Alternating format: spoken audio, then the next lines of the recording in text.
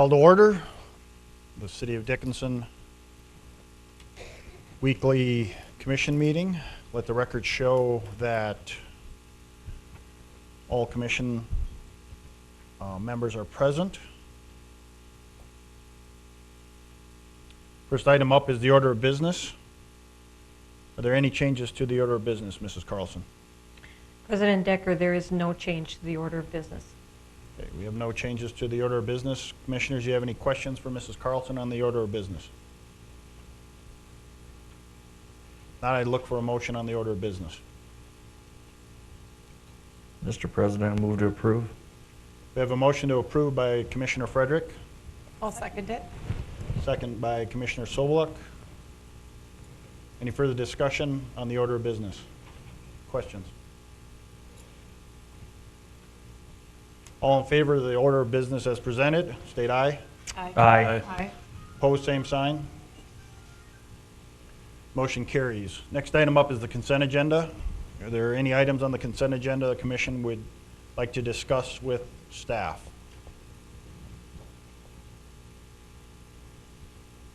No questions or comments on the consent agenda. I'd look for a motion on the consent agenda. Mr. President, I'll move to approve. We have a motion to approve the consent agenda by Commissioner Walla, Second. second by Commissioner Frederick. Any further discussion on the consent agenda?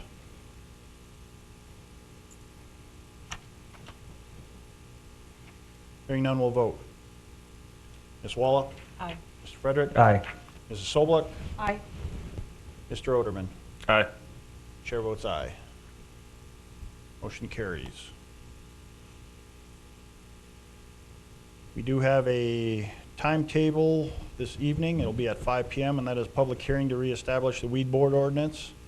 We'll move right into the administration and finance. And the first item up, Acting City Administrator Carlson, you will present the consideration to approve extension on a temporary right of repurchase for Odyssey Theaters. Thank you, President Dekker and Commissioners. This, as I put in the packet, this is a recap. The motion to repurchase made on June 2nd was rescinded by the Commission on June 16th to bring the discussion of the property of the parking lot back to the new Commission Board. Odyssey is offering the conditions they would like the Commission to consider. That is attached in your agenda. Then also the Commission needs to decide based on the following options. Would they like to exercise the buyback option and repurchase the property back for $90,000? And then the lot could be returned to parking, and if the Commission desires further discussion related to the sale of the site for development could be held in the future. Or work with the proposed response from Odyssey on extending the buyback option into 2021 and paying for the building permit, schedule and sign contracts with MDU and telecommunication utilities, and reopen the parking lot until construction of the project. Attached is in your packet was the email that I received from Odyssey, what they are wanting you to consider. And also, I attached all the building, or all the permits that are out there for their consideration to be able to be paid if you go that way. Also, I believe that Odyssey is streaming with us, and I did ask them that if you did have questions that they could call on the 456-7006 if you had questions for them or if they had questions for you. So with that, it is up to the Commission on their decision on what they would like to do with this item. Commissioners, I'd open it up for discussion.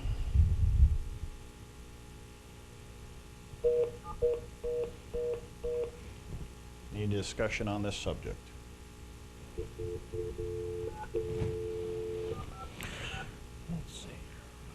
I would have some questions for Odyssey representation if they are able to answer anything. There's one person in the conference, so I would think it is an Odyssey representative. We have somebody from Odyssey on board? Yes, this is Good afternoon. This is Brian Seif and Steve Tripp from Odyssey. Evening, Brian, Steve. Commissioner Oderman does have some questions for you. There might be a slight delay that as you're viewing. Yeah, please indulge me here. Maybe things that have been covered in the past, but I just kind of wanted to, I've been doing some research, reading past minutes, stories in the Dickinson press, things like that, and would just like to ask some questions about what happened along the way here, because I think that would help color our decision tonight. October 2nd, 2017, right around then, that's when we first started discussing this. The commission at that time approved that sale 4-1 for $100,000.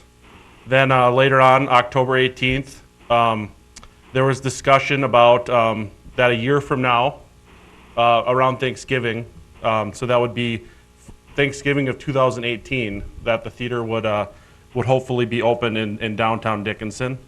And then the sale was finalized in early April 2018, and quotes in the Dickinson press regarding the theater opening around Thanksgiving. So up to that point in the timeline, if you guys could just kind of explain to me what happened there, why it didn't happen at Thanksgiving. I know that there's a lot of things that did happen, but if you guys could just share with me from your point of view what happened between April of 2018 and Thanksgiving of 2018 that resulted in that not happening. All right, if you could bear with us just for one moment. Brian stepped out to grab a folder. He's coming right back in. He's back in now. Brother, they're asking what took place between November of 2018, or I'm sorry, April 2018 and November 2018, why the theater wasn't completed. Well, this is Brian again, and I've said this before, Commissioner Oderman, that this has been an extremely difficult development project for us. And we've done a number of developments, but this one has had a lot of drama in terms of what it takes to get things done in this plot of land. We have to move significant number of utilities. A lot of the utilities that serve the downtown are going through that lot and through that alleyway there.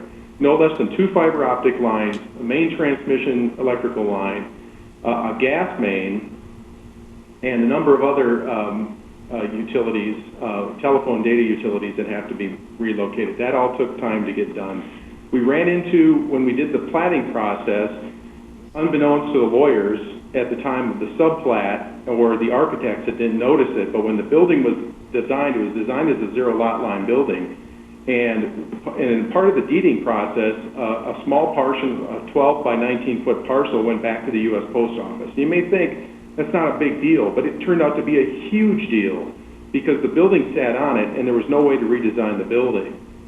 And the post office, those folks were cordial and meaningful. They didn't want the piece of property, and they said they'd give it back to us for $1. Well, it took 8 months to go through the administration in Washington, D.C. And $40,000. And $40,000 in legal fees, by the way, to get it done. And that took 8 months, and that blew the summer 2018 construction season. Building this property with a zero lot line and trying to do that in the winter is nearly impossible. Talking to our contractors, and it would have been very expensive, so we decided to push it off till the next year. Okay, yep. So, and I'm asking these questions just to, I think it's important for the public, those that have kind of started to pay attention to this in a deeper way over the course of the last couple weeks, to have this background just in case they didn't. And so September of 2018, bids are, quote from the Dickinson Press, bids are out right now, so we should have a contractor selected by that time. It will end up in the contractors to start, but we've told the contractor to waste no time. Then it says that you guys anticipated to have the theater completed late spring or early summer of 2019. The quote again, they'll always hedge their bets based on winter construction, but the type of construction we have is fairly adaptable to winter construction. The guidance we've received so far is that there won't be any delay. So I understand that there was all that stuff with the utilities and things like that being needed to be moved. And the reason I wanted to share those quotes is because in fall of 2019, after the closing back in April, there were some hiccups and things like that, things with the post office. But then in the fall of 2019, you guys say contractors just cringe when they hear winter construction up there. And you go on to say that, speaking with contractors, that winter construction is impossible in North Dakota. And it's something that you guys didn't want to pursue. What changed from the fall of 2018 when you guys were talking about how this is going forward no matter what, winter construction, we can make this work, to the fall of 2019 when you're saying that winter construction is impossible? Number one, we didn't have a contractor in 2018. We were still in the bidding process, and we received conflicting guidance from contractors. And ultimately, the contractors that said, no, yeah, no problem, we can get it done, were significantly higher in their bid prices. So that information was still coming back, and it wasn't fully, synthesized, so to speak. So there was a little confusion there. Number two, they wanted to, if they were going to build through the winter, they wanted to close both streets on either side. I believe to the east and to the north of the property was the only way they could stage and work through the winter would be to completely close those streets. Yeah, they wanted street closures, and that we didn't think it was feasible. The other thing is what we ran into in 2019 as we started to really get going, and we had selected Two's construction and worked. Number one, we had to change the building design because, and Tracy Two's can talk about this, although the building looks exactly the same, the construction estimates that came in with the initial superstructure that we had was very expensive. And so we changed the building in terms of its superstructure, to a more affordable engineering, and that took time. And then we ran into last fall, a change in the city and the state code from IBC 2015 to, I believe, IBC 2019, I think it is. Our plans were submitted in IBC 2015, and we had to go through the process of getting a variance to build the IBC 2015 plans, and that took several months through the fall and winter to get that done as well. Not to mention it was late summer 2019 before the post office property was finally deeded to Odyssey. Yeah, we didn't get that till August. Yeah, August of 2019. So we could not start building at least on that parcel of property. Okay, yeah, that answers my questions, Mr. President. Any other questions, comments for the Odyssey representatives?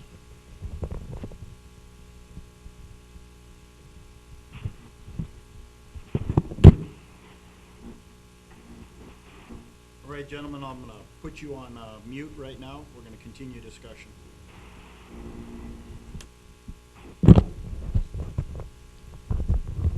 Any further discussion on the parameters that have been presented to us by Mrs. Carlson?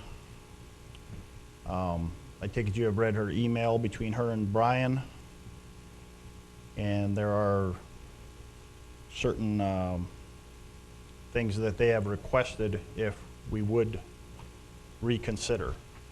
Is there anything within those requests that you feel are not doable by the city? And I would also, if staff has read it, if there's any concerns from staff.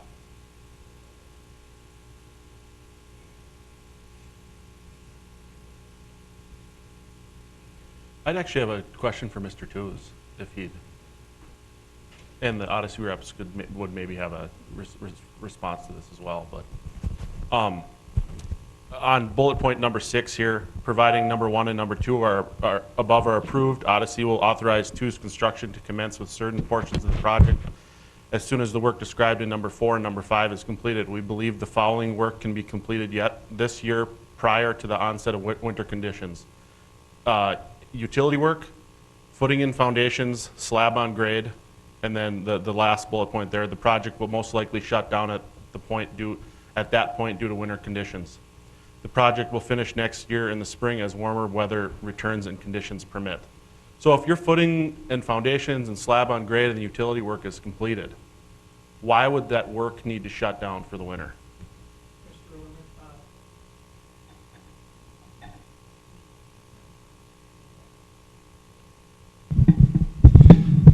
Tracy Tooze of Tooze Construction. Mr. Oderman, to answer your question, I think that came from a previous schedule that we talked about.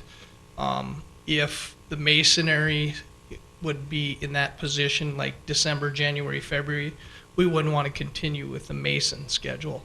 But we'd have no problem continuing if we would get the concrete in the ground. Erecting steel, doing those trades, it's just shorter days for us. We do work through the winter. And that's something Steve and Brian have talked to me about of what we'd want to continue with. Of course, we wouldn't want to be moving dirt or doing a lot of general excavation or the utilities during the winter. Because as Mr. Tripp and Mr. Siv said, that there's a extensive amount of utilities. That's why when they brought us on board in November and wanted us to start moving utilities, it would have been just horrendous to do all that ground thawing and do all that utility moving. So that was the only thing that the Odyssey reps and Two's Construction was worried about shutting down through the winter, was just general earthwork. So, I mean, there is a possibility that if this was able to be started this fall, August, September time frame, and you guys were to get to a point where you were comfortable, you could continue the work and you wouldn't need to shut down. Absolutely. Okay. We'd go through the winter.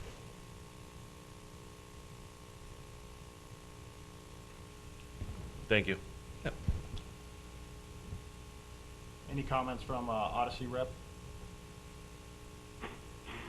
Unfortunately, we were muted. We didn't hear largely we didn't really hear what was being discussed.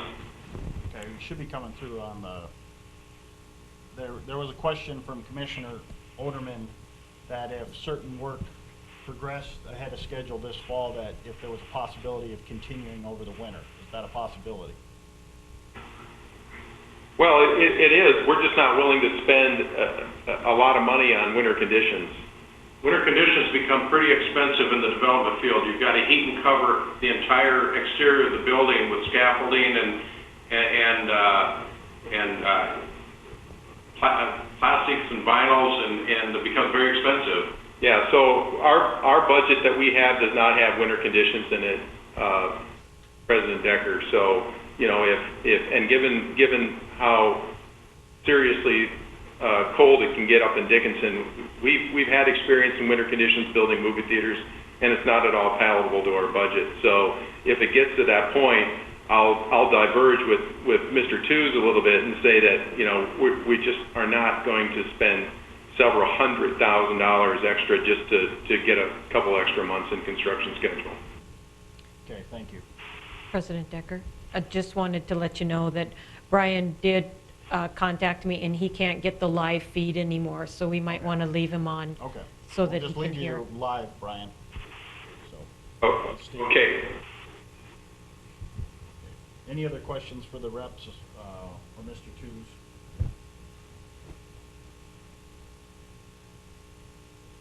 Just for clarification, do we have anybody from, well, you sit on building and code, and we have legal here.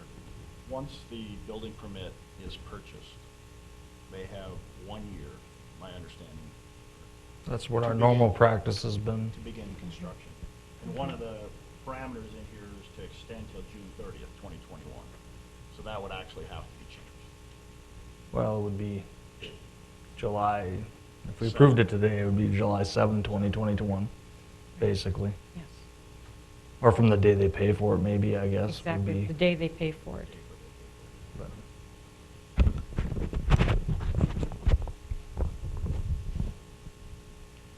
Okay, any other discussion, questions for staff, for the Odyssey? We have two options. If there's no more discussion, we have the option to proceed within the conditions asked for by Odyssey, which is to suspend the temporary right of repurchase until August 16th or till August 31st of 2020, which then they would have to pay for the permit, sign contracts with MDU, and also relocate telecommunication lines, but they have, there's no commitment from them to when that would actually happen. They will also ask that once they bought the permit and signed those contracts, that we would extend till their building permit till the following year. So, Mr. President, if they were to pull the permit, they have a year to break ground and start construction? Essentially. That's our normal practice, I Okay. think. And then they can ask for an extension, obviously, but we would want to put some kind of deadline on it, I would think. Yeah. I mean, you can start 360 days from now if you want. You would have to have an extension, the permit would expire. And how long have they been in a position where they could have pulled and purchased the permit? I think the permit was ready. What, April 15th or something? April Yeah. 16th of April 2020 is when the permits were processed that are on your agenda. Okay.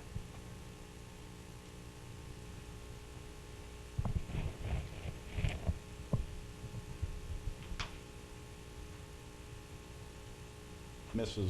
Winkle, due to what we usually allow a 1 year on the permit from the purchase, is there any way that that can be amended by this, or does it have to be amended by the planning and zoning?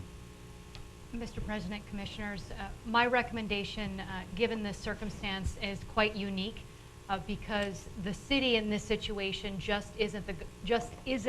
is more than just the governing body in that regard with regard to planning and zoning. It happens to be one of the parties to the contract that's being involved with the sale of the real property. So whatever decision the commission makes this evening, I would recommend that whatever that is, it is documented in writing. Both parties acknowledge what those parameters are, so there's no disagreement moving forward about timelines, schedules, and so forth. Okay. Mr. Schwint did text me just now, and they can request 180 days at a time extension, Unlimited. I guess. I mean, that's normal practice. Okay, well, just to not extend this any longer, we have two options in front of us. We can go ahead and allow for the conditions requested, and then that will be put in writing by Mrs. Winkle, and both parties would agree to it. Or we can initiate the right to repurchase, which we did back in June, but then rescinded. So that's the two option, Commissioners, and I guess I'd look for that motion from a commissioner. Mr. President, may I interject one thing, please? If you do go forward, and I guess this is more of a question that I have than anything, is if you do go forward with the Odyssey's conditions that they put in their response, are you also going to put an option in there on the possibility of repurchase if this doesn't go forward? I think that's, Continue that TRR. it's in there till August 31st of 2020, but I think it needs to be extended beyond that, even if they begin the, the construction, which then we'd push it out to July 7th, but if the building's never finished, then what? We just have footings in the ground next year. I mean, if they've started construction, then according to the TRR, it's out of there, so, Correct, Commissioner Frederick. The way that the agreement is drafted with the purchase agreement, it says that once construction commences, then the agreement would lapse. But my recommendation would be, with regard to that, if the city is looking to extend, that it would only make sense to extend that TRR as well, so that they track one another, so that the city has a foot in the door, so to speak, in order to be able to enforce that building schedule moving forward. That would be a little different than typical practice, but again, this is a situation where the city is party to the contract. It's not just overseeing it as a governing body. and then what are we gonna agree to as start of construction? That's a broad term. Well, and Mr. President, I struggle with what City Attorney Winkle just said there, because we haven't really seemed to have the strength of will here to enforce the TRR, the existing one. So what's it worth if we're not willing to enforce it? Because we've already let one lapse.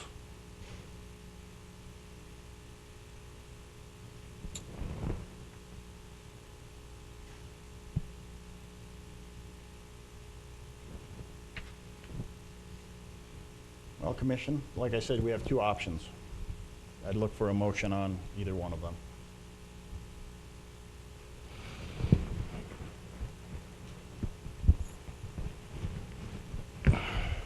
All right, well, I'll start then. I'd make a motion that we approve an extension and that Odyssey pays for the permit no later than July 10th of this week. Once the permit is paid, that we extend the TRR to July 10th, 2021, with no extensions past that, and that commencing construction is beginning the footings and foundations of the project. And once that starts, the TRR would be released.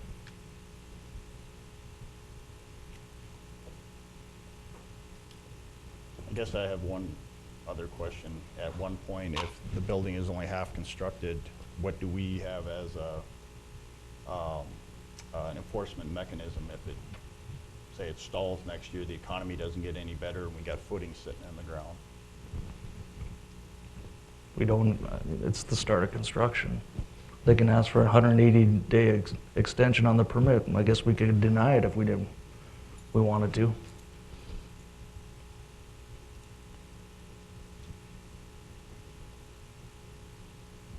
But then we don't have the right to repurchase.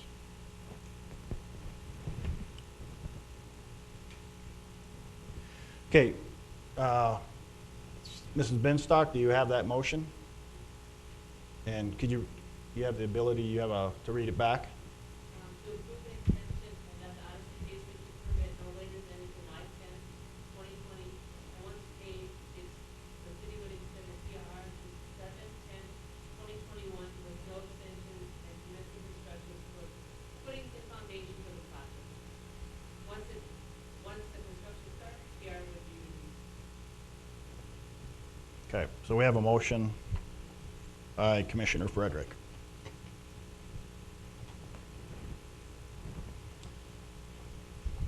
Second. We have a second by Commissioner Walla.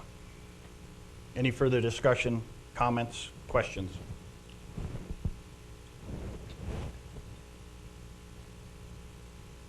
Hearing no further comments or questions, for staff, we will vote. Mr. Frederick. Aye. Ms. Walla. Aye. Mrs. Sobeluk. No. Mr. Oderman. No. Chair votes no. So, the only other thing we have on the table then is the right to repurchase and enforce that.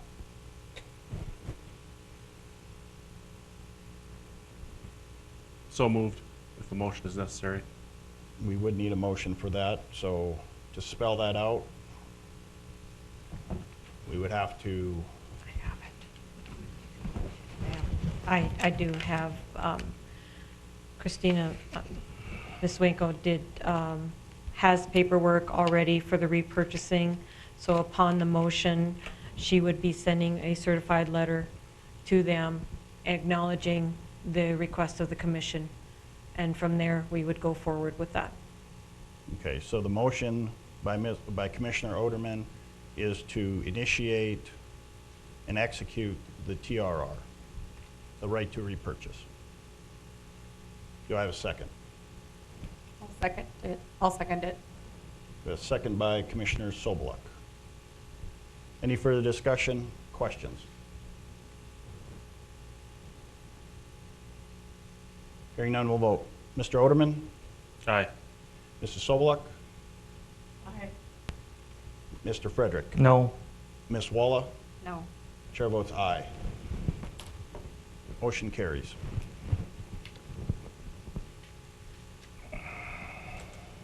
Thank you, gentlemen.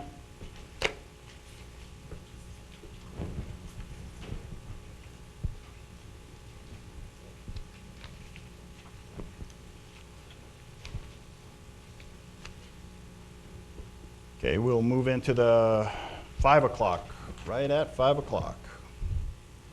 And that is a public hearing on the reestablishment of the weed board. City Attorney Winkle. Mr. President, Commissioners, before you is the Ordinance 1695, which is the second reading for the public hearing. This ordinance will reestablish the city's weed board. The ordinance that you do have in front of you is based on Century Code. There are two minor provisions in there that have been changed, would allow the city to contract these services, and also provides that the Building and Codes Department would be the enforcement agency within the city that would handle this. And then, of course, the Board of Adjustment has offered to serve in the capacity as the weed board. This is the second reading. The staff recommends approval, and there have been no changes since the first reading. Okay, any questions on the reestablishment of the weed board? I do have some questions on this one. I know that in the county, they do a lot for weed control. Is there any cooperation between us and the county on this, or is this purely just in the city? And I don't know any of the history of this, so I don't know, maybe it has and it isn't anymore, but if anyone could enlighten me on that. Commissioner Sobeluk, I will certainly answer that question. The reason why the city is moving in this direction is because there was an agreement at one point with Stark County to handle the city's weed services. There was not a lot of cooperation and communication, and my understanding is that the city's weeds were not getting sprayed timely. So this is the agreement, so to speak, to bring it back to the city to allow us to more timely recognize those issues and get them addressed. President Dekker, if I may too. At that point too, previously the city did give the county all their weed equipment, and so we were paying them annually to spray the weeds in the city, and Attorney Winkle was correct. We have taken the weed spraying back over for city property, and that's under buildings and grounds. This will allow the city to have control of the noxious weeds, not just on city property, but within the jurisdiction of the city, I believe. Okay. And so did we get our property back then? Yes, we've been using, I think 2 years now, we've been spraying our weeds. We have the staff that does our weed control on city property, but this will be more of non-city property and regulation by the building codes on noxious weeds. Thank you. Any other questions on Ordinance 1695?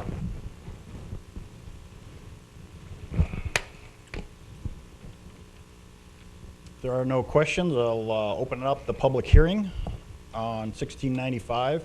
If you have any questions for the commission or city staff on the reestablishment of the weed board, please come forward, state your name, and let us know your concerns or questions about the reestablishment of the weed board.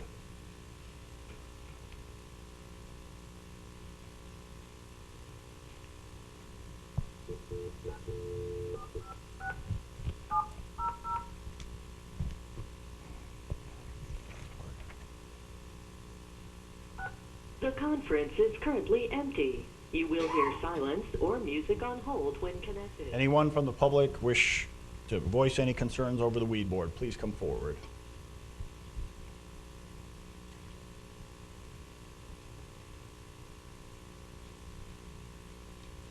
Anyone from the public with the weed board?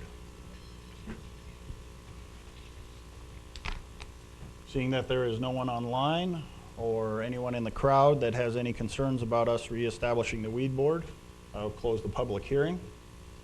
To transfer, press 1. To send to voicemail, press 2. To disconnect.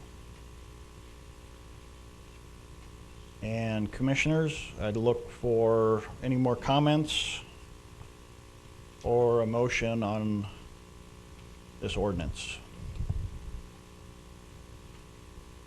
I'll move to reestablish, or to accept this ordinance. Okay. We have a motion to approve ordinance 1695 by Commissioner Sobeluk.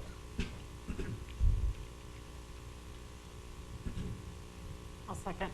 Second by Commissioner Walla. Any further discussion, comments? Hearing none, we'll vote. Mr. Sobeluk? Aye. Ms. Walla? Aye. Mr. Frederick? Aye. Mr. Oderman? Aye. Chair votes aye. Motion carries. This is also the time period that we have now offered up as public comments, not on the agenda. This is the 5 o'clock. You can call in also, and that number is 456-7006. And you may call in if you have any concerns not on the agenda.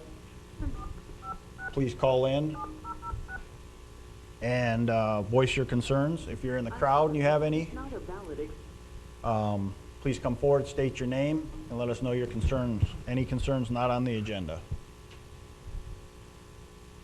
to transfer. Anyone from the public?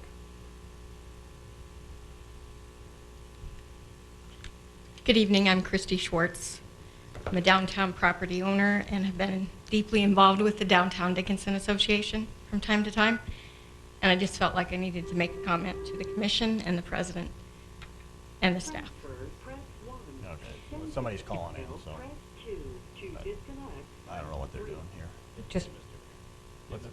3? Okay, To transfer. all right. Yeah, it's just gonna keep beeping now, so. We used to have that problem out at the public service building all the time, so. Okay, Mrs. Schwartz.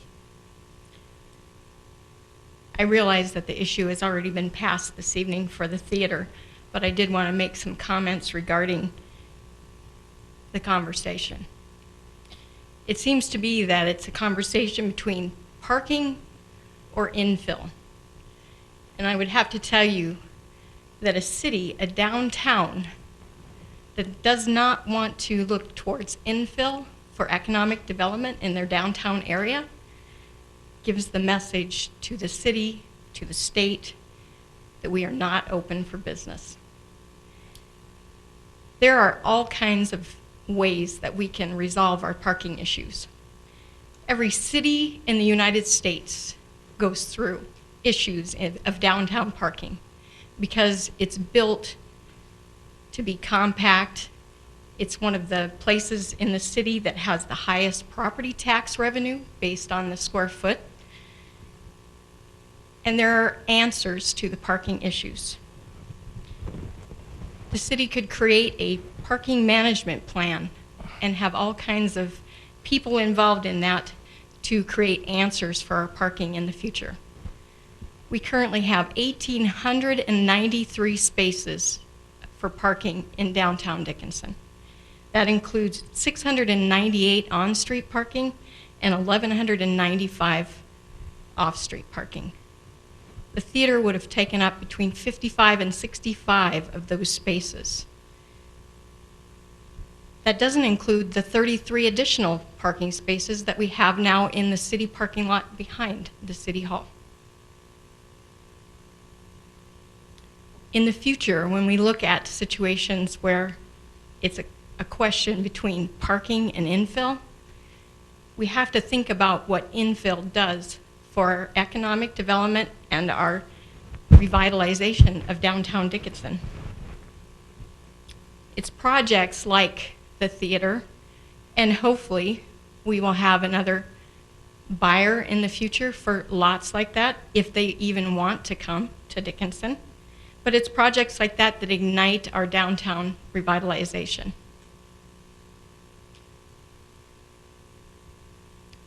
The theater would have created an anchor in our downtown area, creating a demand for more retail, entertainment, and restaurants. Projects like that help raise our property values in downtown Dickinson. They help create a more lucrative commercial rental in downtown Dickinson. As I already mentioned, increase our sales and our hospitality taxes and our property base overall. Successful downtowns have several things in common. They are walkable, usually within a three city block continuous flow that would have restaurants, retail, and entertainment. They have at least 10 places that sell food, 10 places of retail, 10 places that are open after 6 p.m. That theater would have created a tremendous help to our downtown evening of being open, being alive. In 2012, the City of Dickinson engaged an RFP with V3 Studios and spent $75,000 to help create a phased master plan for our downtown area. This plan included infill in every vacant lot in downtown Dickinson, those owned by the city and those owned by private owners. One of them of which included our town square. It also included the parking study, which recommended future parking needs. That master plan encouraged infill, not parking lots. Parking has to be part of our solution, but it does not have to be an either-or. We can continue down this road of leaving our parking lots untouched, and eventually we won't have to worry about the parking because there won't be any reason to come to downtown Dickinson. I hope in the future that you'll consider those things when you're talking about infill projects in our downtown area. Thank you. Thank you, Mrs. Schwartz. Any questions for Mrs. Schwartz? Anyone else have any concerns they wish to come forward and state that weren't on the agenda?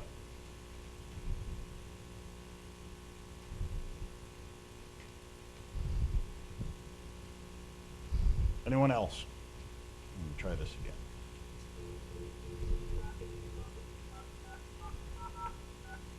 The conference is currently empty.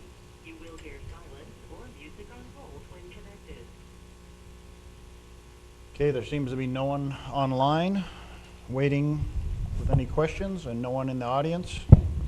So I will close the public comments not on the agenda. We'll move into our next agenda item, which is our Chapter 29 Ordinance Amendments. The first one up will be presented, or she'll be presenting all three, is our HR Coordinator, Nominee. She'll be presenting our Drug and Alcohol Ordinance. Thank you, President Dekker, Commissioners. So the first one is the drug and alcohol policy, and we had to make some changes to this due to some new regulations with the Fmcsa, and therefore required us to make some changes to the policy. Some of the new regulations were concerning medical marijuana, adding commercial learner permit holders to this policy, and then really what it does is there's a registration requirement for the Fmcsa clearinghouse. So what this does is it will track any drug and alcohol violations that CDL holders have had in the past in one place for employers, rather than us having to go out and request information from applicants' prior employers. So that was the reason for this change. It has gone through civil service, and they did make an approval on this, and city staff is looking for approval as well. Okay, this would be ordinance 1696. Any questions for Mrs. Naumann on 1696?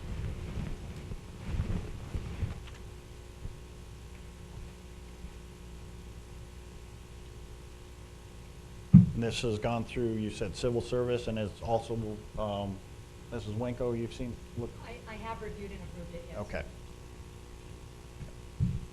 So, any questions or comments? If there are none, I'd look, this will be the first reading, so I'd look for a motion. We'll have the public hearing at the second reading. I'd move to approve the first reading. We have a motion by Commissioner Oderman to approve 1696.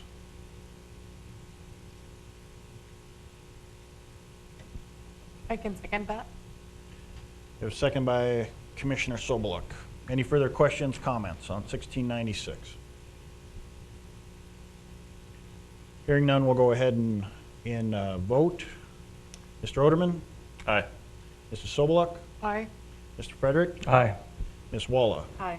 Chair votes aye. Next item up is an amendment to the HR code. It's on-call pay for employees. Mrs. Dominic? This amendment relates to employees who are on call and able to resolve the issue remotely at home. So normally, if an employee is on call, they take a phone home and they get called out, they have to go to the work location or wherever it is, they get overtime pay for that. Well, this one just clarifies some things for those people who may take a phone home or a computer home, and they get a call and they can resolve it at home on their computer or on their phone. And in the past, they had not been compensated overtime for that time. And we felt that it was appropriate that that is still on-call pay, and they should be paid overtime for that. So what we've done is draft a policy change to give them a minimum of 15 minutes of overtime, regardless, if it was 5 minutes or not, they get 15 minutes of overtime. And if it's more, it's however long the call took them. This policy was drafted by Attorney Winkle, was approved by Civil Service, and city staff is looking for approval. What's the tracking mechanism? Most of the time, they get a call to their phone, which can be tracked on their phone. They get alarm calls, and Mr. Zuroff could give you. President Deck, most of the calls we're referring to here and how this started was on our SCADA system. So they can run the plant remotely, and a lot of times off hours, there's alarms and everything on SCADA, not just from the plant, but all our pump stations, our boosters, low water levels, et cetera, will give alarms, and they get called or notified. They can sometimes, a lot of times, fix that situation by their tablet, turning on and off pumps, doing some other things, fixing the alarm, determining if the alarm needs to be attended to right now or if it can wait till morning, things like that. Most of it is based on the SCADA system and to be able to operate the system remotely. I guess it still goes back to my question is, how are we going to track it? Oh, with the SCADA system, all the alarms are tracked. Anytime you turn on and off, acknowledge the alarm, it's tracked. And that's all, that whole system is. But is there going to be a report by that department submitted to finance? It goes to the department heads and be- for the on-call. Say if it was Mr. Stack, since he's sitting here and a lot of it attended to, if there was that, before they would do it at 15 minutes or 20 minutes, submitted on the timesheet, he would have to approve it. Before approving it, he would then look at SCADA, see what alarms happen. He'd probably know that before he even approved the timesheet, what happened that weekend or the reasons. And so that would be the oversight of it. The manager would see the alarms, and then if the employee did put in an hour, 50 minutes, the manager can see what happened and then approve or disapprove of that time.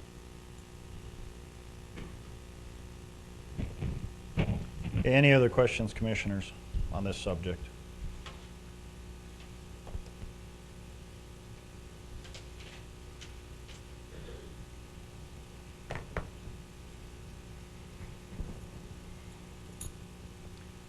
Now I'd look for a motion on ordinance 1697. I'll move to approve the first reading of ordinance 1697. We have a motion by Commissioner Sobeluk to approve the first reading of 1697. Second. Second by Commissioner Frederick. Any further discussion, questions on 1697?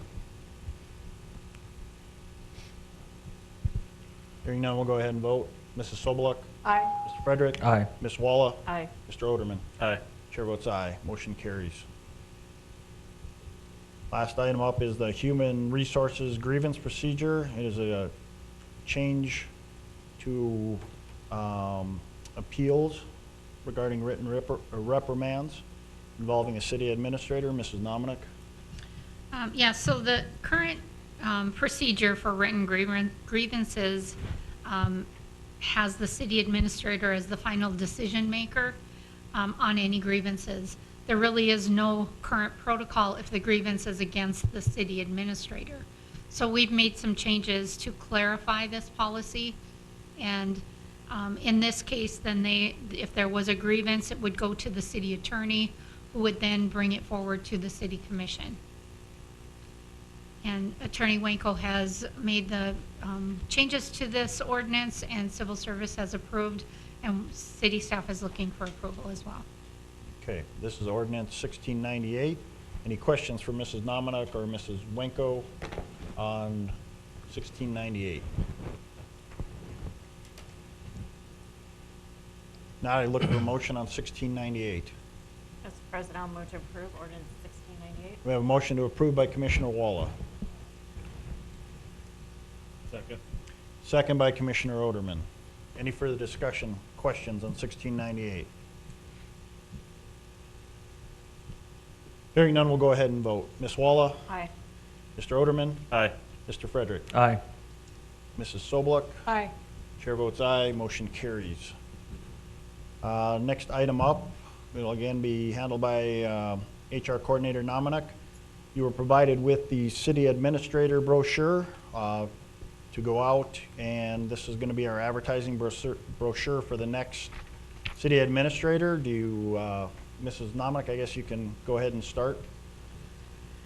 I really don't have anything more to say. I guess I gave a copy to all of you to look over to see if you had any suggested changes or comments, any feedback that you might have for me on changes you'd like to see before we start advertising. I had not heard anything since last commission meeting, so I'm just looking for some guidance from you on whether you think this is ready to go or if you have any suggestions. Okay, any questions or comments here for Mrs. Naumann or staff on the advertising brochure? I know there was, Commissioner Frederick had made a suggestion to look into posting this on a certain, Zip Recruiter? Yep. right. And did you come up with a cost on that and everything? I think it's a pay-per-click type Okay. thing. Okay. Any other questions for Mrs. Naumann? I do have a few. One of the underneath the ideal candidate, the very last paragraph talks about, we want somebody to look for Dickinson as a destination, not a stepping stone. And, not that I want this position to rotate, but I don't know, maybe somebody won't think Dickinson is gonna be their life place, and then they end up coming here and it is their life place. And so I don't know if that's a necessary paragraph in there. I didn't feel that added to this. I feel like that will limit our candidates versus grow our candidate pool. And that's certainly something we can take out. This was a, as you know, the last city commission, our city administrator that we hired, this was kind of taken from that brochure. So that was kind of a goal, I guess, from the commission at that point, but we can certainly take that out. Are there any objections to removing that from the brochure? No, I think that, I mean, I think something like that would hopefully come out in the interview, whether or not we think that person is going to be utilizing us as a stepping stone or resume builder. I have no Well, and issue if with. they're a rock star that's going to come here for 5 to 10 years Exactly. and move on, we'll accept them for 5 to 10 years. Yeah. Any other amendments to this brochure?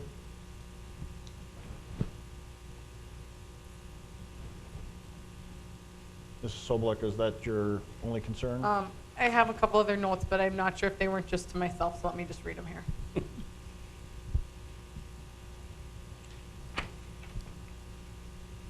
Yeah, they were just notes to myself. Okay. So with that amendment to the brochure, I think we can get this started and get it, make sure that we get the amended electronic copy sent out to every commissioner, and then we can start advertising.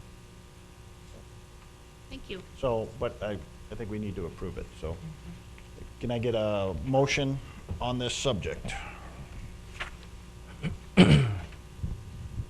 I'll move to approve the city administrator marketing brochure as amended. As amended, okay. So we have a motion to approve as amended the brochure for advertising for city administrator. Second. The motion was by Commissioner Sobeluk, the second was by Commissioner Frederick. Any further discussion? Hearing no discussion, we'll go ahead and vote. Mrs. Sobeluk, Aye. Mr. Frederick, Aye. Ms. Walla, Aye. Mr. Oderman. Aye. Chair votes aye. Next item up, we have a consideration to approve a subsidy for the Chamber of Commerce, and this will be, the proposal is coming from the Chamber, and representing the Chamber is Mrs. Jorgensen.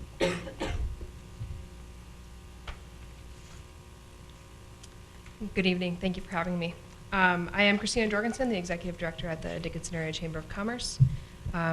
Last month at the work session, I presented to you all a proposal to consider a contribution to the Chamber for upcoming events and programs we have planned for the next 12 months. In that proposal, it outlined a few different events and the involvement the city would have an opportunity to be involved with. One of those things I would just like to point out is our upcoming Develop Dickinson program. For the dollar amount that was listed there, we have since adjusted the sponsorship amounts. So instead of 3 attendees attending per event for that one line item, it would actually be 7 attendees for the city to be able to attend that. I guess this evening I would just ask that you all consider possibly approving that $10,000 ask for the events over the next 12 months for the Chamber of Commerce. Okay, any questions for Mrs. Jorgensen? I have an internal question. Do we have marketing budget, or is there some kind of a budget that this would come from if we would approve this as a commission? Commissioner Sobeluk, what would happen is it would be decided by the commissioners during our budget of where it would come from. Most likely, it would come from sales tax. Thank you. Any other questions for staff or Mrs. Jorgensen on this subsidy? If there are no questions, I would look for a motion.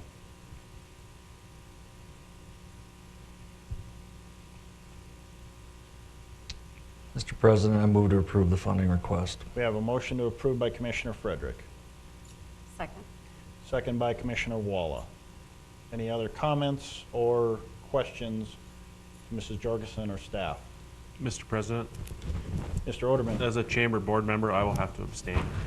Mr. Oderman will be abstaining from the vote. We do have a motion to approve from Mr. Frederick and a second by Ms. Walla.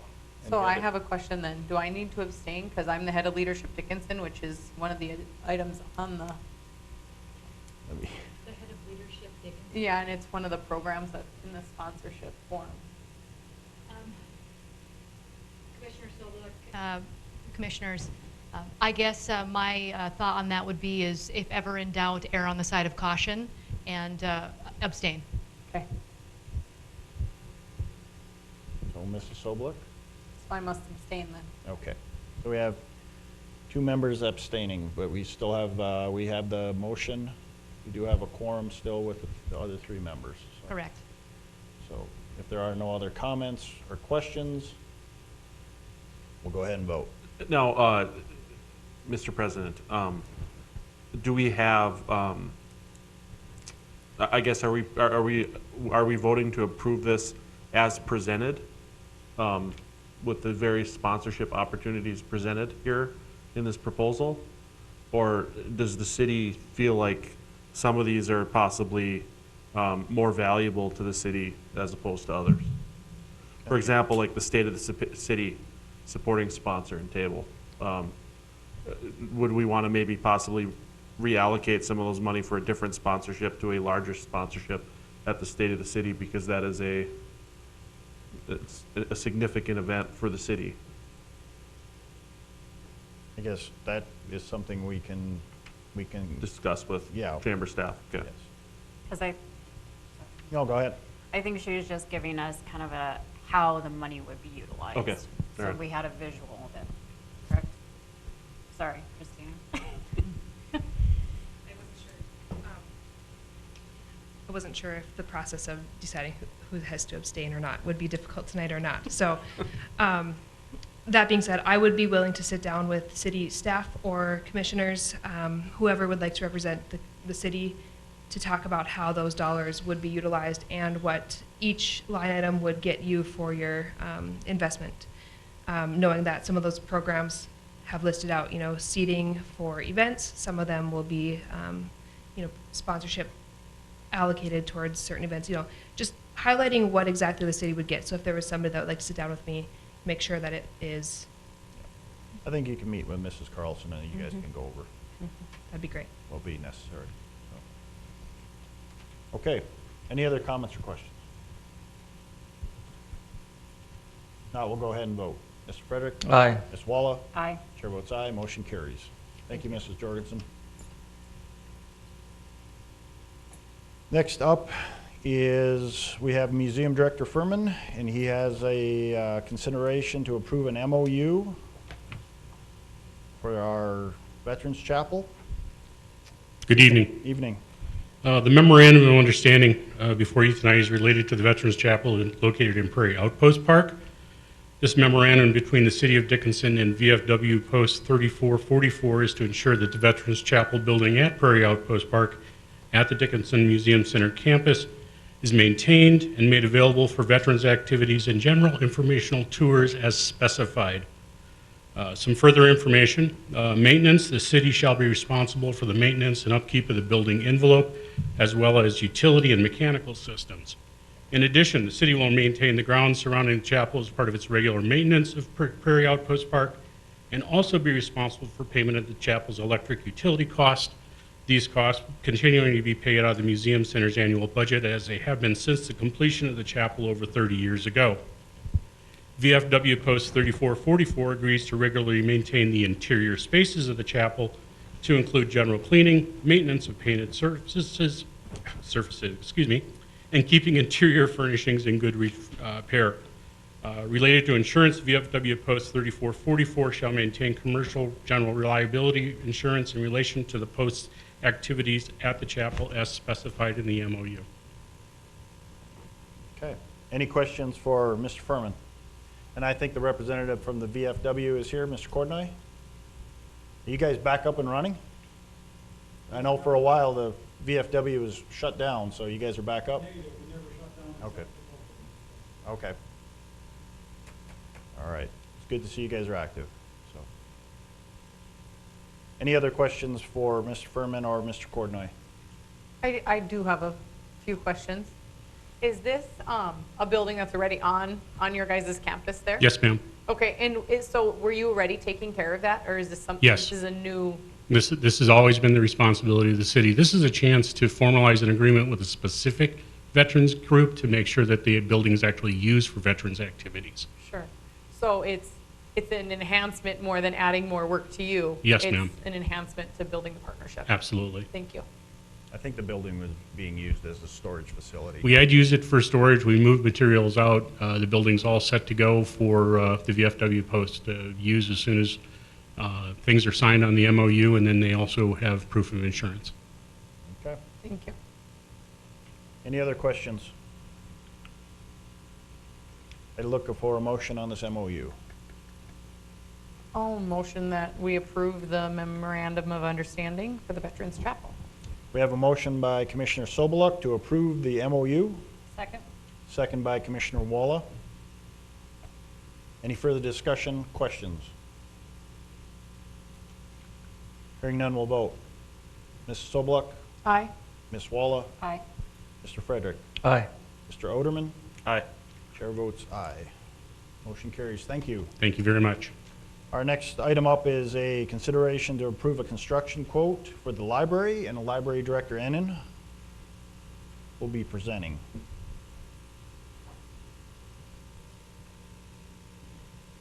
Good evening, Mr. President and Commissioners. The proposal you have in front of you is to replace the brick pavers that are in the sidewalks on both the west and the north entrances of the library.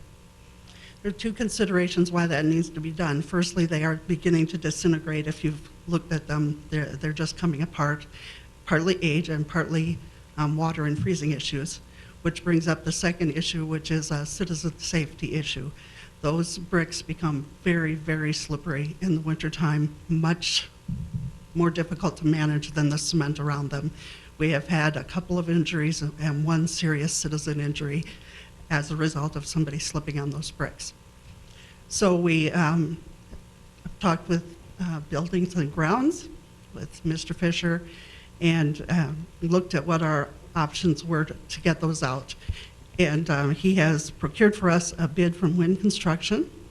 The intention is to replace those pavers with a colored stamped concrete, so it will kind of retain the flavor, if you will, or the aesthetic of where the brick is, but in a much safer and more durable format. That's the proposal that we have in front of you. I would tell you that our intention is to pay this from the library's Building Reserves Fund. That is a fund that is specifically for repairs to the library. The last time we used funds from that was 6 years ago when the roof was replaced. Okay, any questions for Ms. Ennen? Are you going to opt for the thicker concrete? I think so. Those are busy I would highly recommend that. 4 inches is not made for commercial type setting, so. And this won't be something, even though with the library expansion, so let's say it's 3 years from now, 2-3 years from now, the expansion, something they're gonna come back in and rip out. Not most of it. Some may be impacted once they get to that phase of it where they're working on that west entrance. Okay. But in the meantime, there is the serious safety issue, and much of this, I would anticipate, will just remain. Yeah, I know when we attended your winter event, there was an elderly lady that had tripped on one of the pavers that night, and it was an issue.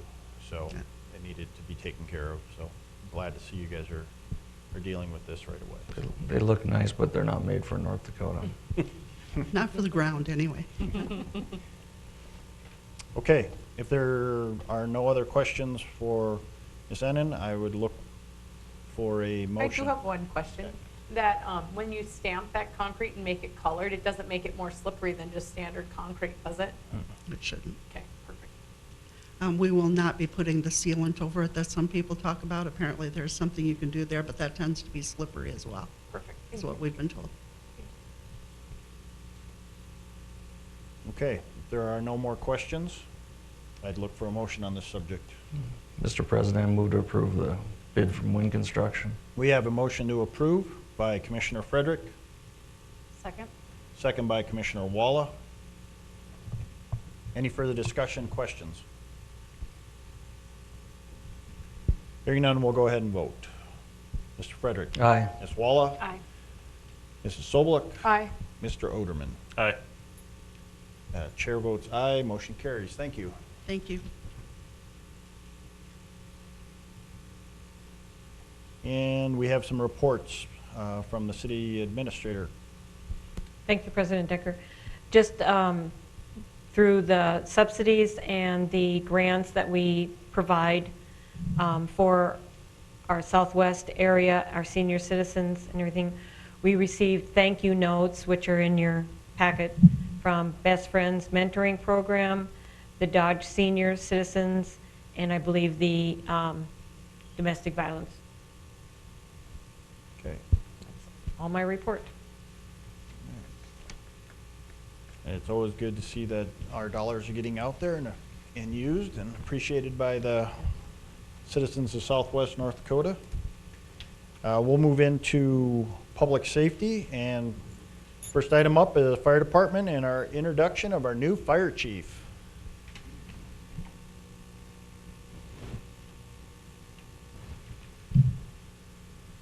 Good evening, Assistant Chief Deb Barrows.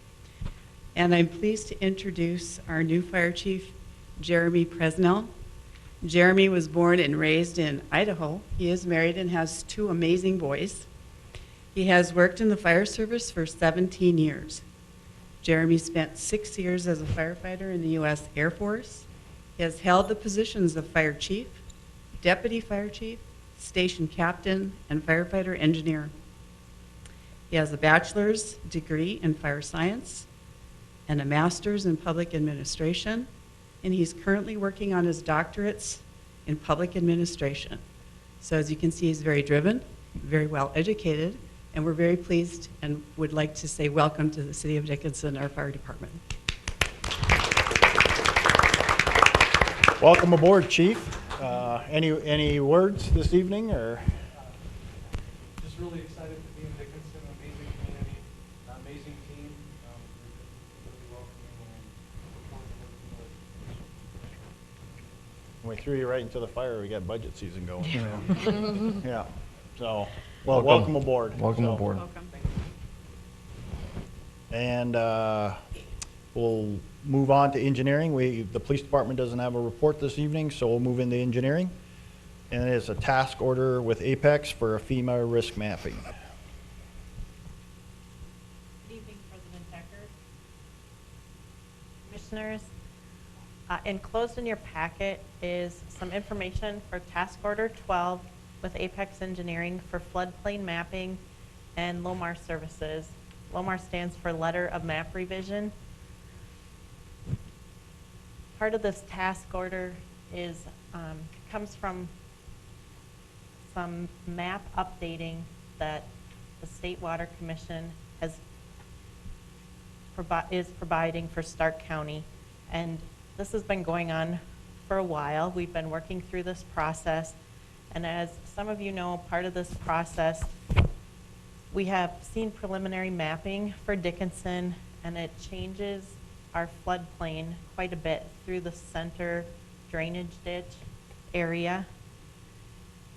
What this will help us do is to have Apex work with us to come up with our own study for the area that we can share and hopefully mitigate some of that floodplain and reduce the number of new properties that would be brought into this. We are asking for a task order that is an hourly task order with a not to exceed agreement in the amount of $88,200. There's a lot of information here, so if any of you have questions about this or background, I'd be happy to answer those for you. Mr. Scott Schneider with Apex is also in the audience, and so if there's something more technical, he would be able to help us with those questions also. Thank you, Mrs. Marshik. Any questions, commissioners, for city staff or Mr. Schneider? He's representing Apex this evening.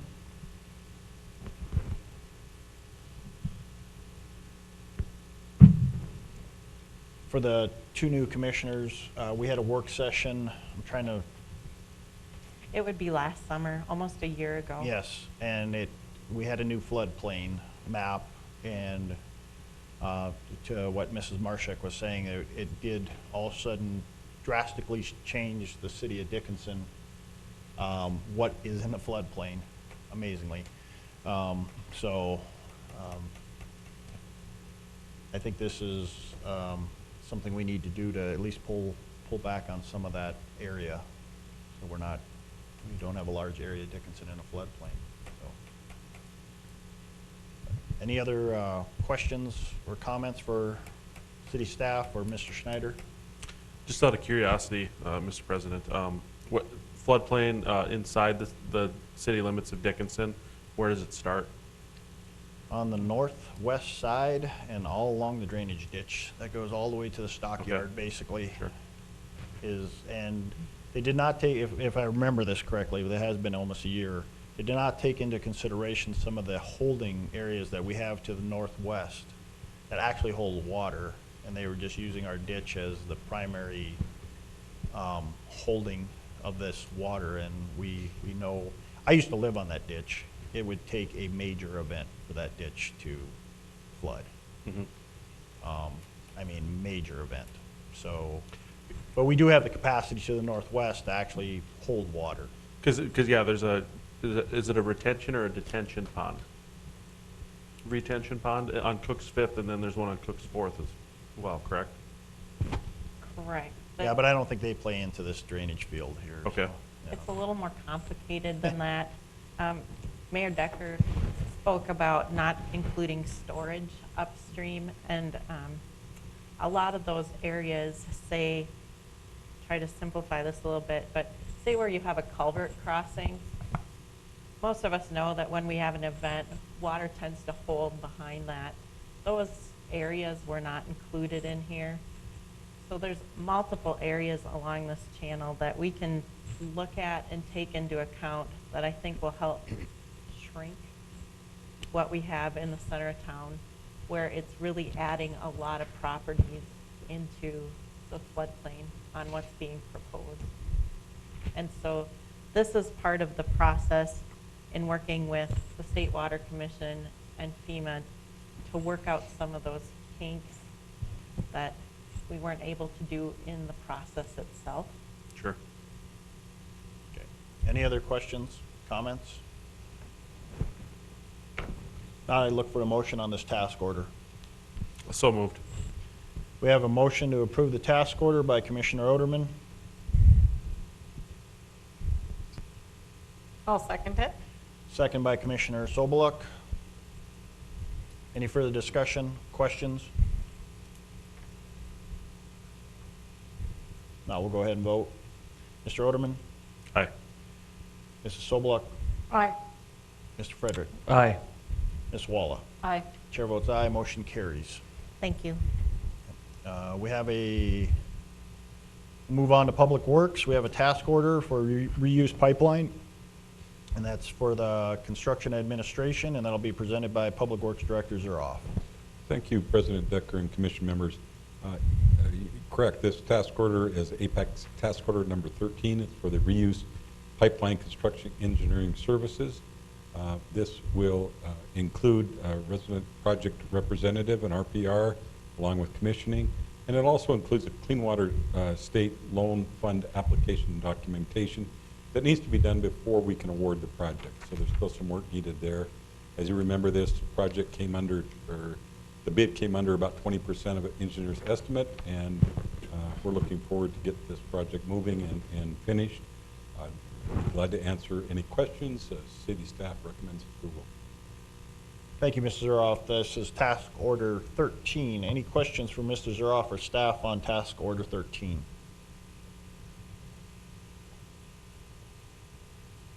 Hearing no questions or comments, I'd look for a motion on Task Order 13. Mr. President, I move to approve. We have a motion to approve by Commissioner Walla. Second. Second by Commissioner Oderman. Any further comments, questions? Hearing none, we'll vote. Ms. Walla? Aye. Mr. Oderman. Aye. Mr. Frederick. Aye. Mrs. Sobeluk. Aye. Chair votes aye, motion carries. We will go into a report by Mr. Zuroff, and he's got his 2019 annual report. Thank you again, President Dekker and Commission. I'm pleased to provide you with the 2019 annual report. There's a significant delay on this because of COVID and some other things that happened this spring, but we decided to bring it forward, although it is late. We thought it would be a good time to bring this forward, even though it was later than normal. This report does not include some of our capital projects or training activities that I think we'll plan to include in next year's report. This is the first year, too, we've combined all divisions and tried to make it one report, and so this, hopefully, it improves as we move forward. The Public Works Department consists of 65 dedicated full-time staff along with over 20 seasonal employees that operate and maintain the city's infrastructure. The department has three main divisions: the Operations Division, Street Fleet, Buildings and Grounds, Solid Waste and Recycling, which is the residential, commercial, recycling, landfill, and Utilities, Water Distribution, Collection, Water Reclamation Facility. I will be talking about the Operations Division, and then Mr. Prowse will talk about the Solid Waste, and Mr. Stack will be discussing the Utilities.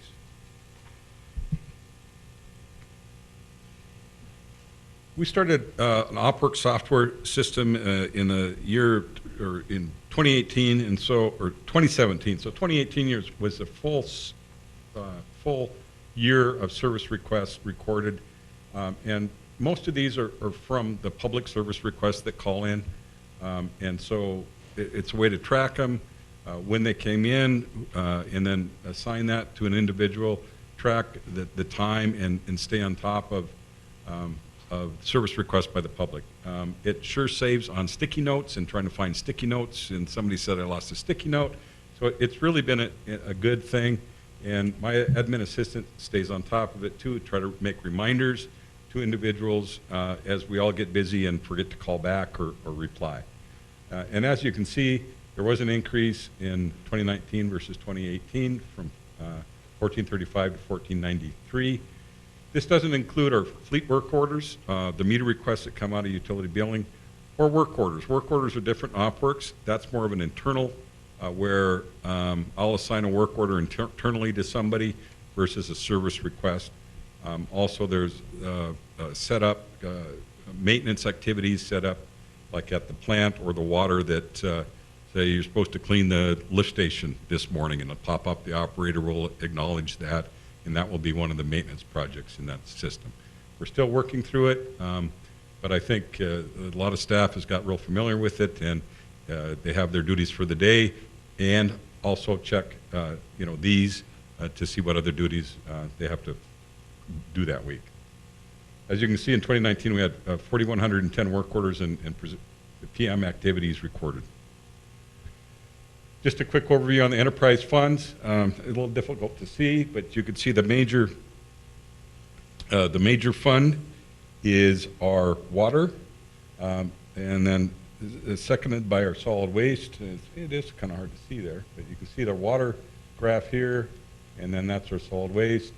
Water is a little over $6 million in revenue, and it's kind of break out by chart. So it's water, solid waste, wastewater is our biggest enterprise funds that we work with. I'll go right into buildings and grounds. Some of the information. That's one area too that it's hard to have performance indicators in buildings and grounds other than seeing that the grass has been mowed or this has been taken care of. So the cemeteries are maintained bi-weekly. Last year was about 9 times. They installed 54 vaults, and 7 covers were removed. They have a total of 35 acres of cemeteries. That keeps them very busy. Half of our seasonal employees work at buildings and grounds and mowing. One thing about the cemetery too, it's real difficult because it's not, you can't use big mowers in that area, so it takes a lot of time to mow. We are looking at a bigger mower for buildings, grounds, and trails since they've increased for the 2021 budget. They also do vector control, which they actually look at and control larvicide within a 5-mile radius of the city. And if you see a couple city employees out there with a little box and in a wet area, you'll know that they're not playing, they're trying to get larvae, and then depending on the larva, they'll determine what they're going to spray and do that activity. Also, city-owned sidewalks and right-of-way have continued to increase. The trails are one area that continues to increase, especially with the new trail now on exit 59 and going south. That'll be an additional area that we'll maintain, and that'll take us right up to the area on 30th with the trail and the median that they continue to mow.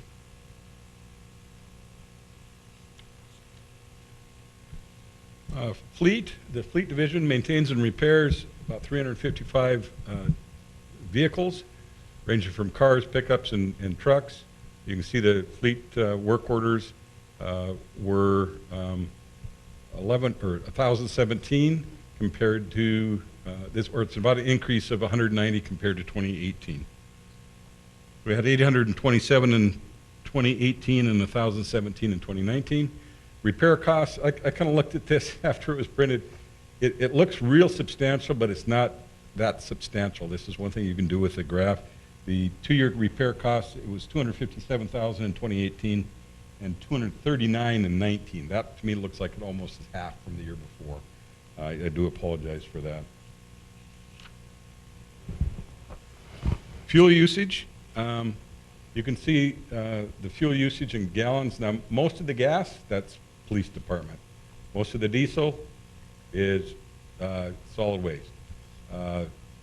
Those vehicles are out all the time, running 7 days a week. PD's running 24/7. Solid waste is running 7 days a week. That's the majority, plus street and some other vehicles. Prices per gallon in 2019, you can see we actually had one earlier this spring that I saw was under $2, but I'm sure that's probably going up now. But that was the first time I've ever seen under $2 for our price of fuel.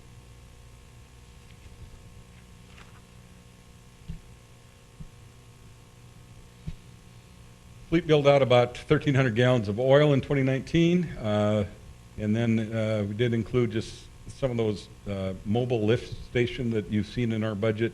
It really works good for additional areas to lift different vehicles, and Jim wanted to show that for the presentation. Those were some of the things that were purchased last year. Forestry, in 2019, 75 trees and 125 shrubs were planted. If you've noticed a couple of his plantings, one on 30th, some on, what is that, 6th, that little triangle just crossed the tracks. That's some of his plantings this year. And this picture here is from our new tree farm out at the water reclamation facility. In fact, they're building a reuse water line from the plant to this area this week. If you get a chance to go out to the plant, you'll see that, and the goal is to continue to build and develop that tree farm. You know, one of the areas that we have a lot of property, we have unlimited water, unlimited nitrogen with our biosolids. What a better place to have a tree farm. So that's what we're trying to grow and expand.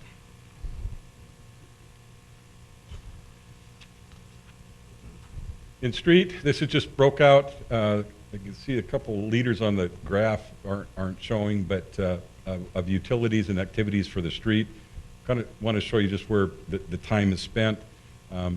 Summer maintenance is 49%, and then winter maintenance 22%. Summer maintenance includes over 1,700 yards of material from sweeping, cubic yards of material, 450 tons of hot mix for paving, 33,000 pounds of crack sealing in 2019. We did a lot of crack sealing to try to save some of those streets to give them a longer life. And winter maintenance, for example, last year we used 121 tons of sand, 622 tons of salt, and 326,000 gallons of brine was used last year. Let's go to the next one.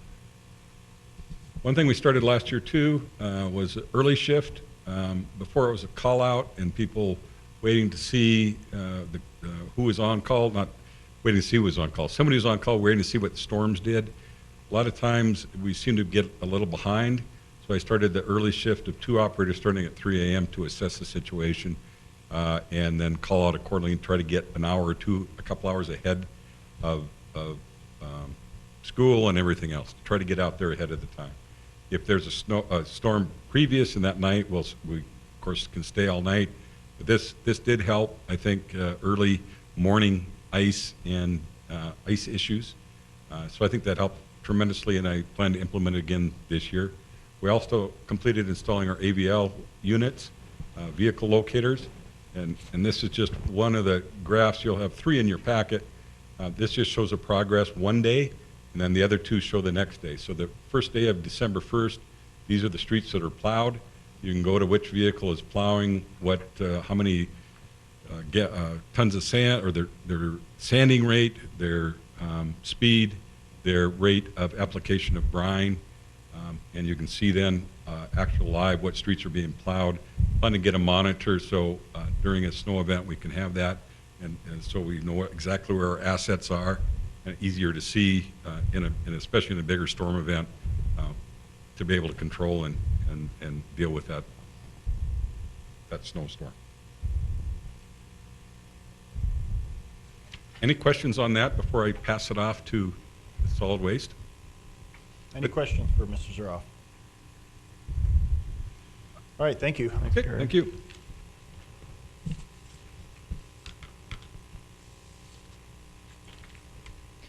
Good evening, Mr. President and Commissioners. Aaron Prowse, Solid Waste and Recycling Manager. Here to talk about our Solid Waste and Recycling Annual Report. Our landfill is a regional facility. We service 10 counties and 26 communities within those 10 counties. It shows that it goes all the way to the river. It doesn't. That would include Mandan, but we cover the western part of those counties. So, in solid waste this year, we had a total of just about 69,000 tons of materials coming into our facilities. That did include the recycling materials that were sent out to the MRF, as well as asphalt and concrete, which we use as aggregate on other projects throughout the city, and then our donated items to like House of Manna, Able, or different functions that are taking place first on first and whatnot when those materials come through. That is about a 3,800 ton increase from 2018.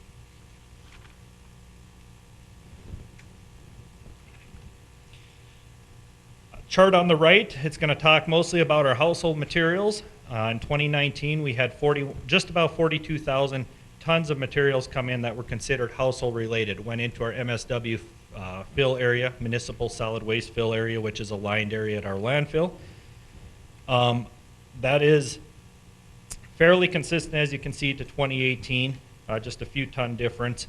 But of those 42,000 ton, 46% of that actually came from in-city limits. 54% came from our outside haulers or those other communities that bring in materials into our facilities.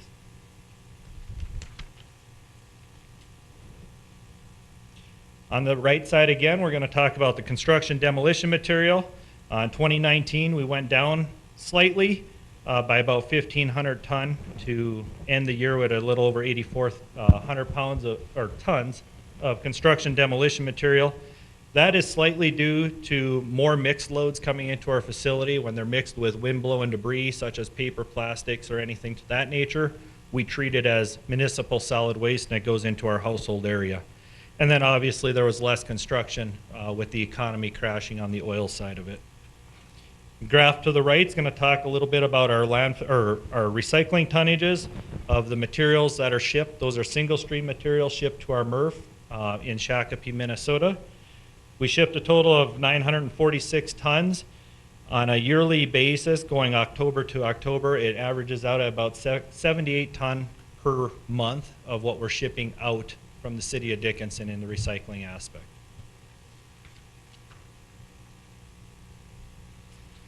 How do we maintain efficiency on our residential routes, especially running the recycling trucks now as well as the garbage collection trucks? We use a system called FleetMind. It tells us what's going on the routes, both with the collection side as well as the trucks. We can go in and check out what's going on. But it does leave us a little blue breadcrumb trail, as you can see on the charts. And that tells us where the truck's at. A green container means the can was out, it got picked up. The yellow containers mean the can was not out, which we weren't able to pick it up. And then the red one means the can was out, but we missed it for some reason or another. There was a car parked in front of it, we weren't able to reach it. There may have been some unacceptable materials in it, but the drivers are able to notate that back to us. So when a resident does call in, we can clearly identify the issue on the spot and make sure it don't happen the second time. In 2018, we added an app called Dickinson Works. That was our way of communicating with our residents, especially when there's changes due to the scheduling. Holidays, with the 4th of July was one of them, along with all of our holidays. But even to send out any service requests or any changes that are coming, if we have a large event coming on, like our electronics recycling event, we can post that there and it'll send out service alerts to our residents that are signed up for that Dickinson Works app. In 2018, we had 1,529 active accounts. In October of 2019, we doubled and then some of the sign-ins for that app. So it's growing.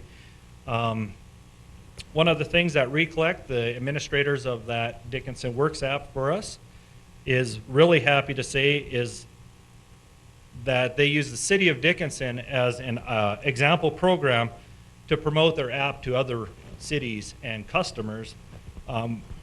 They have guidelines and expectations within a three-year growth period, and we surpassed those guidelines and expectations within a 2-year period from when we implemented that app. With that, any questions on the solid waste recycling side? Any questions for Mr. Prowse? I just want to say, love the app. Everybody I talk to loves the app. You guys are doing a great job there, so. Great, thank keep up you. the good work. Keep advertising it so we can pull in more residents. All right. Okay, thank you, Mr. Prowse.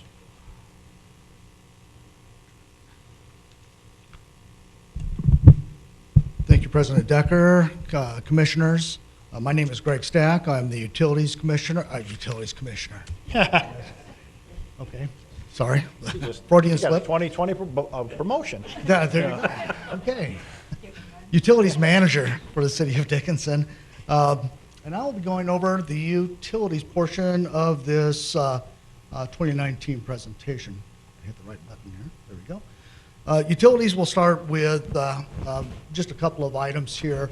We're driven basically by regulation. We're regulated by the Environmental Protection Agency. We are covered by the Safe Drinking Water Act, which covers our drinking water, and then the Clean Water Act, which covers our wastewater and stormwater activities. In our water distribution division, just a little bit of background with it. We do have 4 elevated water towers throughout town. We have Northwest North. We also have 4th Avenue East and also the East Tank. 2 ground level water tanks, one over in State Avenue on the north side of the interstate, as well as the one in Rocky Butte, which is just south of Trinity High School. 3 pressure demand booster stations, a 1 million gallon underground storage reservoir that's over on 10th Avenue East, which pushes flow up to the north side of the interstate, and also the finished water pump station, which was completed back in 2016, I believe, joint venture with Southwest Water. Finished water pump station provides pumping up to our water system, and does a pretty nice job of doing that in itself.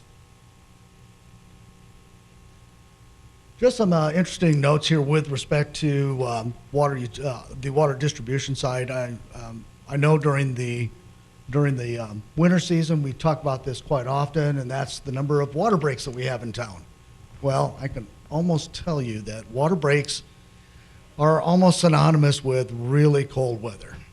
It seems to be that if you take a look at where a lot of this, where the water breaks occurred, especially during the last 4 or 5 years that I've been here, it's when it's been very, very cold. and 2018 was indicative of that.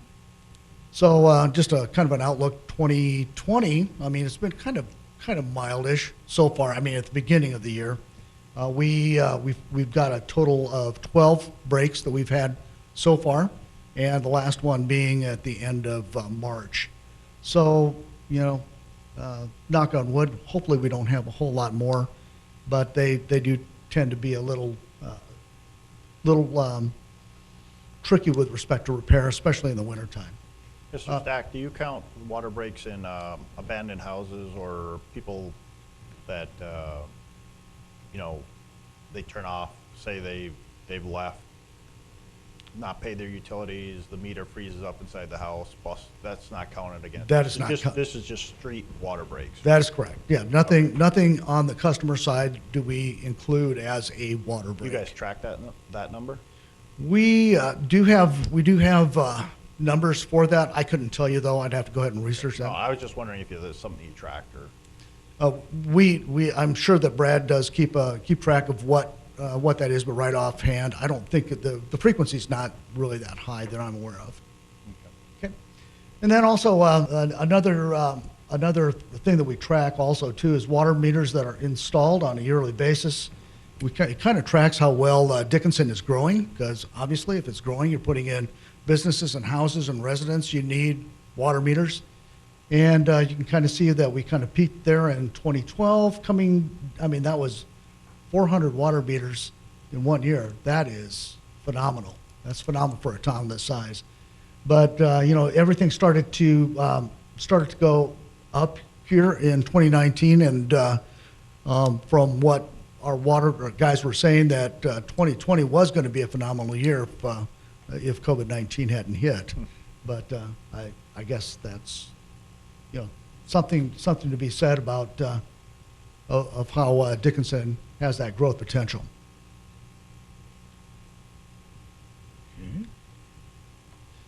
Okay. Additionally, with the water distribution division, we go back to how much water we've sold in the past years. 2019 was a really wet year, so we didn't do a lot of sales. I mean, not as much as we would have liked to do. Only 780 million gallons, but I can tell you that this year is just a little bit different. So far, or in June, in our June cycle, which ends June 25th, we sold 126 million gallons of water in the system, which is really phenomenal. The 5 days after the 25th, we averaged a little over 5 million gallons per day, so we did 25 million gallons in basically 5 days until we got a little bit of rain, and that kind of put the kibosh on that. But the more water we sell, the more revenue we have, and so Mrs. Carlson tells me that's a good thing when our revenue is high. So also that the new water vendor, I guess it's kind of new. It was installed in 2018, but in 2019 we sold a little over a million, about 1.1 million gallons of water through it. And thanks to MDU's project to go ahead and do a lot of repair and replacement of gas lines, that's going to be going up too. Michael's buys a lot of water from us as well. And I guess the outlook for 2020, what are we looking for? And I guess one of the things that sticks out in my mind is we want to go ahead and get the water meter replacement project going. It's been budgeted for 2020.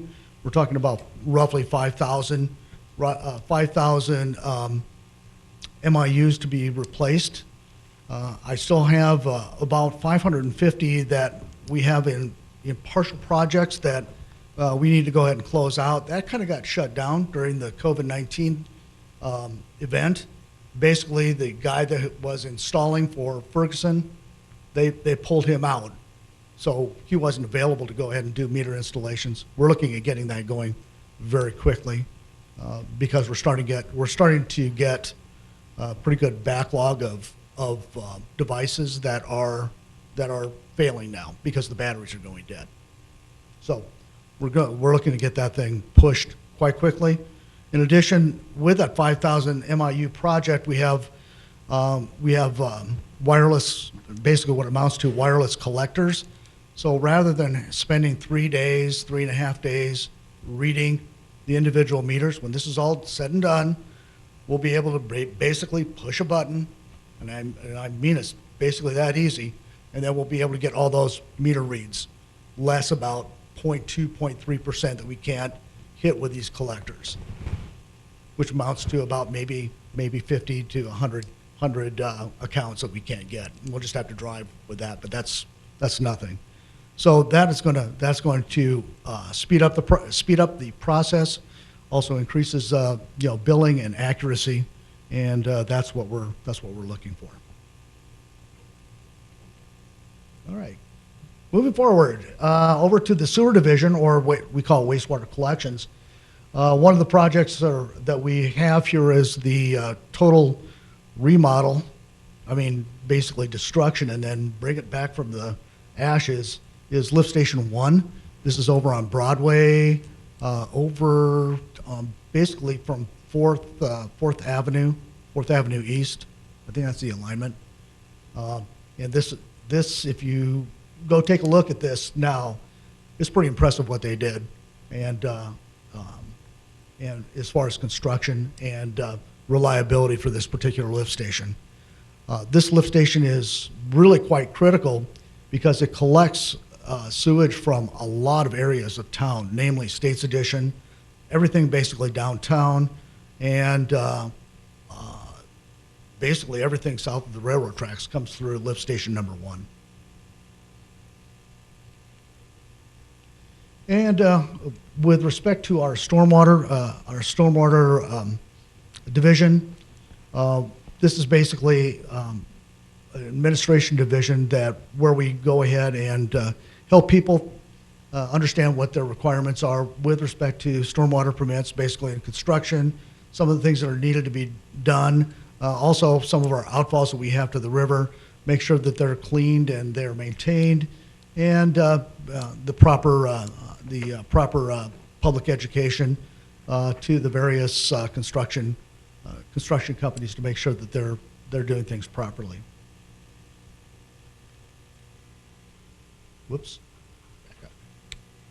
And then we get to water reclamation, and sometimes I talk a little bit too long on this one, but this is a new facility. Everybody, hopefully by this time, is aware of that. It was built back and commissioned in 2014. It's a biological nutrient removal system. It's one of only, I verified this, only 2 in the state. The other one's in Williston. It is a treatment system. It's called IFAS. It implements a fixed film bacteriological process where basically it's doubling up on space, so you don't have to make such a large area to go ahead and treat a certain volume of wastewater. It also incorporates aerobic digestion for the sludge that is generated by the IFAS system, and then also incorporates a reuse water distribution system, which supplies water to the refinery west of town, the Marathon Refinery. Some of the treatment facts of 2019, we were over 800 million gallons of treated water through the plant. And that's the most we've ever treated through this facility, and that was because there was a lot of rain last year, which indicates that we do have a lot of infiltration and inflow, so we get to treat a little bit of rainwater with it too. Also, we produced about 466 metric tons of biosolids, which we land applied onto adjacent land at over by the facility. And reuse water value in 2019 was $124,000. That's our main source of revenue. It's not a lot. It's not as much as we have had in the past. But most of that was driven by fracking water. And there's not a lot of that going on right now. One thing, though, that I wanted to go ahead and point out with respect to an outlook for the water reclamation facility in 2020 and in 2021 as we go further and look further out. And I brought this up last year when I talked about this too, is the refinery. They're retooling. The refinery is retooling for RD or renewable diesel. So they're going to use soybean oil, basically, to go ahead, this is what I've been told, to go ahead and make renewable diesel. That diesel is going to be sold out on the West Coast. And so in that treatment process, they've had to rebuild parts of their refinery, added to it, and it's going to require more water, reused water. So we're going to sell them more water, over double what we had been sending them. And then also, and this is the big component that really is going to increase, is going to be the sewage side. And so the sewage is going to increase by over double as well. But also that we have a base fee that will be increasing as well, because they're going to be increasing the amount of flow that goes into the facility, which has normally been about 10 to 12% of the total Dickinson water reclamation facility flow, is going to increase to 20 to 24%. It's going to be almost a quarter of what the flow is coming into that facility. So larger impact, more flow, more revenue. So those are kind of the exciting things that we're looking at. They are down right now. They're looking at coming online October 1st. And I don't know how they're going to sequence that, but I would assume that by the beginning of 2021, they'll be in full force, and they'll be at that double the flow, double the sewage coming into the plant. And that's what I have. Well, and if that other refinery gets built, which I think they just got past another hurdle, there'll be even additional income coming from that. Absolutely, yes. Right, and like Mr. Stack said, is we'll probably be doubling the volume. I think we did budget for 2020, but we'll have to look again for 2021 on the revenue. The other refinery is looking at, I think, similar, about 200 gallons a day, which would be about similar to the renewable diesel plant. So it would be a substantial increase in reuse water value if that does move forward. Okay. Any questions for Mr. Stack? All right. Thank you. Okay, thank you. Thank you, Mr. Zeroff. Thank you. Okay. We will move into planning. Mr. Josephson's been patiently waiting. We have the final plat for West Villard 3rd, and it is consideration to approve a resolution, and I don't think there's a resolution number attached to this. President Dekker, Commissioners, that's correct. We don't have as you said, you do have a resolution in front of you to approve this West Villard 3rd subdivision, as well as a plat map with this. Planning and Zoning Director Hadley was unable to attend, so he asked me to pinch hit for him. No, we don't have a resolution number on that, so what would be the next resolution number? 28-2020, if I'm correct. 28-2020. Both the Planning and Zoning Commission and staff recommended approval, and I'm here to answer any questions you may have. Okay, Commissioners, any questions for Mr. Josephson on Resolution 28-2020? This is the final plat of the West Villard 3rd.